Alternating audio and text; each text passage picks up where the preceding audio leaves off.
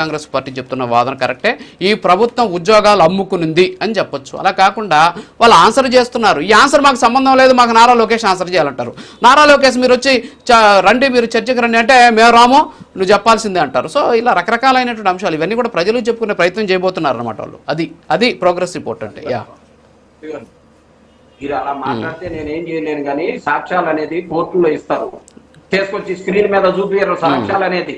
సాక్ష్యాలు అనేది ఆల్రెడీ పిల్లలు వాళ్ళు ఎవరైతే డిఎస్సి ఉద్యోగాల్లో ఈ ప్రభుత్వం ద్వారా సాక్ష్యాలు అదే చెప్తున్నాను సార్, నేను అదే చెప్తున్నా. సాక్ష్యాలు కాదు, వాస్తవాలు. రెండింటికి తేడా ఉంది సార్. కాదు, రెండింటికి తేడా ఉంది. మీరు గడప గడపకి కాదు సార్, మీరు గడప గడపకి కాదు సార్. అప్పట్లో మీరు గడప గడపకి ఒక బుక్ ఎత్తుకొని పోయారు కదా. కాదు సార్, అప్పట్లో మీరు గడప గడపకి ఒక బుక్ ఎత్తుకొని పోయారు, గుర్తుందా మీకు?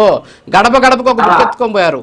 మీ ఇంటి పేరు, మీ పేరు, మీకు మేము ప్రభుత్వం ఇచ్చింది అని చెప్పి మీరు ఎత్తుకొని పోయారు చూసారు బుక్.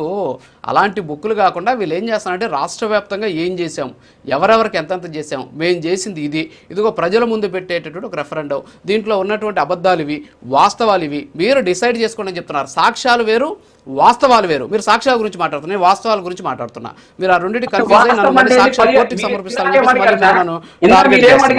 15 లక్షల రూపాయలు ఎవరి అకౌంట్ లో పోయింది ఏంటి అనేది చూపించే సాక్ష్యం అంటారా, వాస్తవాలు అంటారా దాన్ని?